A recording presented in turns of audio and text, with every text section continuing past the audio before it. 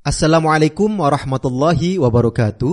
Hamdan wa syukron lillah wassalatu wassalamu ala rasulillah wa la hawla wa la quwata illa billah. Amma ba'du. Pendengar Buletin Dakwah Kafah rahimakumullah. Alhamdulillah kembali hadir di tengah-tengah Anda semua Buletin Dakwah Kafah. Kali ini edisi 292 Syawal 1444 Hijriah, 12 Mei 2023 Masehi.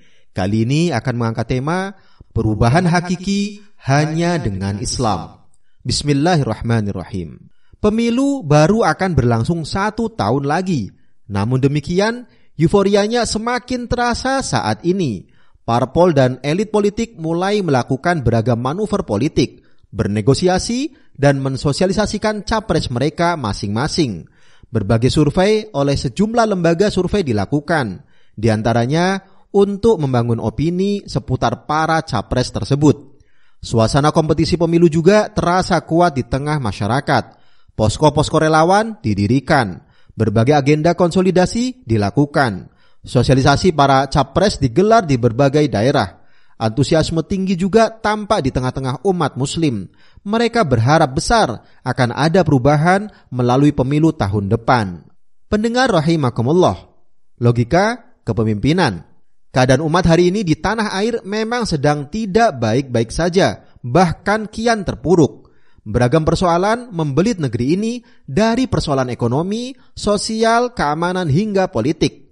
Secara ekonomi, negeri yang alamnya kaya raya ini justru memiliki utang luar negeri mencapai hampir 8.000 triliun rupiah.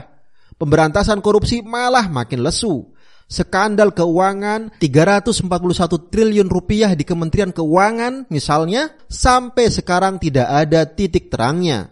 Sementara itu, DPR resmi mengesahkan RUU tentang Perpu nomor 2 tahun 2022 tentang Cipta Kerja menjadi undang-undang. Padahal Undang-Undang Cipta Kerja itu telah banyak ditentang karena banyak berisi pasal yang berpotensi merugikan masyarakat. Secara keamanan nasional, warga masih terancam serangan kelompok teroris OPM di Papua. Dalam 3 tahun terakhir, ada sekitar 110 warga dan aparat jadi korban teroris OPM. Merasakan berbagai krisis dan problem ini, umat masih menyimpulkan penyebab utamanya adalah kepemimpinan. Logika yang diingat, ikan itu busuk mulai dari kepalanya. Maknanya, jika pemimpin rusak, maka yang dipimpin juga akan ikutan rusak. Karena itulah setiap kali pemilu digelar, semangat perubahan itu kembali muncul. Harapannya pergantian pemimpin akan mengganti keadaan menjadi lebih baik. Pendengar rahimakumullah, menuju perubahan hakiki. Allah Subhanahu wa taala telah berfirman dalam Quran surah Ar-Ra'd ayat 11, A'udzubillahi minasyaitonirrajim. Innallaha la yughayyiru ma biqaumin hatta yughayyiru ma bi anfusihim. Allah tidak mengubah keadaan suatu kaum hingga mereka mengubah keadaan diri mereka sendiri. Perubahan keadaan suatu kaum tentu tak hanya didasarkan pada perubahan atau pergantian pemimpin. Karena itu, sekadar pergantian pemimpin jelas tidak menjamin kondisi negeri ini berubah menjadi lebih baik. Saat ini, keadaan negeri ini bahkan makin memburuk walaupun telah berganti-ganti pemimpin. Bukankah ini bukti bahwa pergantian kepemimpinan tidak memberikan perubahan yang berarti, kecuali sedikit saja? Semestinya kaum muslim kembali merujuk pada analisis Al-Quran yang mengurai penyebab kerusakan umat manusia, yakni akibat meninggalkan aturan Allah Subhanahu wa taala. Firman Allah Subhanahu wa taala dalam Quran surah Ar-Rum ayat 41, A'udzubillahi minasyaitonirrajim. Dhaharal fasadu fil barri wal bahri bima kasabat aydin nasi liyudhiqahum ba'dalladzi 'amilu la'allahum yarji'un. Telah tampak kerusakan di darat dan di laut disebabkan oleh perbuatan tangan manusia, supaya Allah menimpakan kepada mereka sebagian dari akibat perbuatan mereka agar mereka kembali ke jalan yang benar. Maknanya, kata Syekh Ali As-Sabuni dalam tafsirnya, telah tampak beragam kerusakan dan malapetaka di daratan dan di lautan disebabkan oleh kemaksiatan dan dosa-dosa manusia. Kemaksiatan dan dosa itu terjadi ketika manusia meninggalkan ketaatan kepada Allah SWT, melalaikan yang fardu dan mengerjakan kemaksiatan. Inilah yang dikatakan oleh Al-Quran sebagai penyebab kerusakan di daratan dan di lautan. Allah SWT juga menegaskan bahwa penyebab derita umat manusia adalah karena mereka berpaling dari Al-Quran. Dalam Quran surah Toha ayat 124, A'udzubillahi minasyaitonirrajim, "Wa man a'rada 'an dzikri fa inna lahu ma'isyatan dzonka." Siapa saja yang berpaling dari peringatanku, sungguh bagi dia penghidupan yang sempit.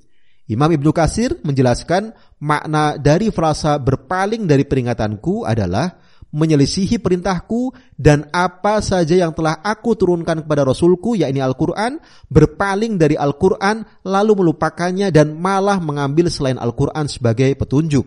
Setiap muslim harusnya meyakini bahwa Al-Quran adalah satu-satunya petunjuk dalam kehidupan.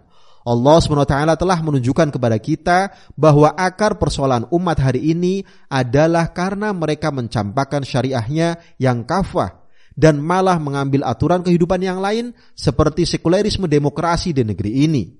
Dengan berpegang pada petunjuk Al-Quran, bisa dipastikan bahwa siapapun yang berkuasa, jika tetap mengabaikan aturan-aturan Allah, tidak akan pernah bisa menghilangkan berbagai kerusakan atau fasad di segenap penjuru negeri. Berbagai kerusakan hanya mungkin diperbaiki saat pemimpin kaum muslim menerapkan Islam secara total. Inilah perubahan hakiki yang mestinya jadi program setiap pribadi, kelompok, dan parpol Islam. Bukan sekadar mengusung calon pemimpin muslim, tetapi juga sekaligus mendorong pemimpin muslim menerapkan syariah Islam secara kafah dalam seluruh aspek kehidupan. Bukan saja memilih siapa yang akan jadi pemimpin, tapi juga menentukan sistem kehidupan apa yang akan diterapkan, Islam atau selain Islam. Pendengar rahimakumullah, hapuskan ironi. Benar, umat hari ini masih menyembah Allah SWT. Namun demikian, dalam kehidupan sosial, ekonomi, politik, dan bernegara justru menolak diatur Allah SWT dengan syariahnya. Padahal begitu jelas Allah SWT memerintahkan umat untuk berhukum hanya dengan syariahnya. Dalam Quran surah Al-Maidah ayat 48, A'udzubillahi minasyaitonirrajim, "Fahkum bainahum bima anzalallah wa la tattabi' ahwa'ahum amma ja'aka minal haqq." Karena itu, hukumilah mereka menurut hukum yang Allah turunkan dan janganlah kamu mengikuti hawa nafsu mereka dengan meninggalkan kebenaran yang telah datang kepada dirimu. Allah SWT juga telah mengingatkan kita bahwa mengabaikan penerapan syariahnya berkonsekuensi fasik, zalim, bahkan kafir jika secara etikodi atau keyakinan menolak syariahnya. Bisa dilihat di Quran surah Al-Maidah ayat 44, 45, dan 47. Jangankan menolak hukum-hukum Allah, menolak satu huruf saja dari Al-Quran dapat membatalkan keimanan. Ali bin Abi Thalib radhiyallahu anhu berkata, siapa saja yang mengingkari satu huruf dari Al-Quran, berarti dia telah mengingkari semuanya dengan sebab pengingkarannya itu. Ibnu Qudamah dalam kitab Munazarah fil Quran halaman 33. Kaum muslim juga masih menyatakan bahwa sumber hukum mereka adalah Al-Quran dan As-Sunnah. Namun faktanya mereka membiarkan akal dan hawa nafsu menjadi sumber atau sandaran penyusunan undang-undang yang mengatur negeri ini. Lahirlah undang-undang migas, undang-undang minerba, undang-undang parpol, undang-undang cipta kerja, KUHP, dan lain-lain yang justru membawa mafsadat bagi rakyat. Begitulah sekulerisme dan sistem demokrasi yang telah membuat kaum muslim memisahkan keyakinan dari amal, memisahkan ibadah mahdhah dari amal-amal soleh lainnya, menyembah Allah tetapi menjadikan manusia sebagai penentu halal dan haram.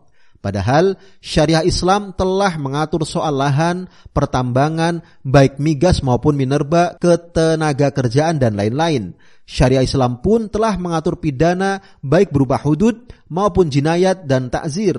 Syariah Islam atau hukum-hukum Allah SWT jelas merupakan hukum terbaik yang mampu menyelesaikan berbagai persoalan manusia. Dalam Quran surah Al-Maidah ayat 50, A'udzubillahi minasyaitonirrajim, "Afa hukmal jahiliyat yabghun wa man ahsanu minallahi hukman liqaumin yuqinun." Apakah hukum jahiliyah yang mereka kehendaki? Hukum siapakah yang lebih baik daripada hukum Allah bagi kaum yang yakin? Lagi pula, demokrasi telah memperdaya umat.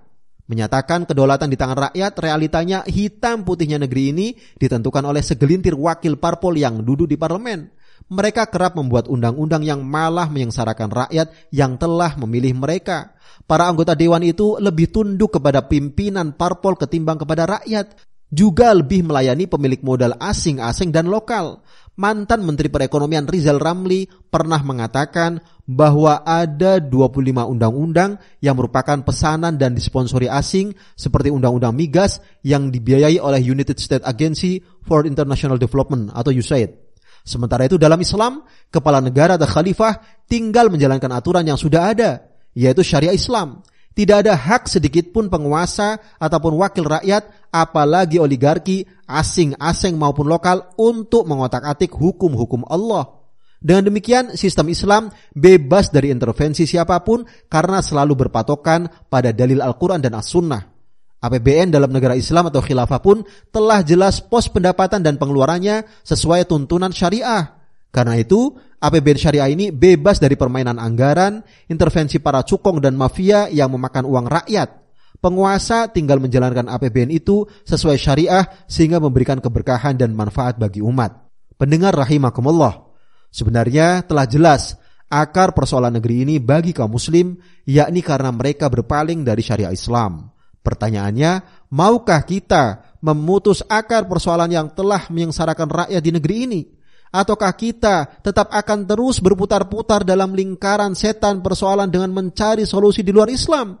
Sekadar memilih pemimpin yang lagi-lagi enggan menerapkan syariah Islam. Janganlah umat ini seperti si pandir yang kehilangan uang di tempat gelap, lalu dia mencari uang yang hilang itu di tempat terang. Tentu umat ini tidak akan pernah menemukan jawaban atas persoalan mereka. Wallahu a'lam bishawab. Demikian materi Buletin Dakwah Kafah edisi 292, perubahan hakiki hanya dengan Islam. Terima kasih. Wassalamualaikum warahmatullahi wabarakatuh.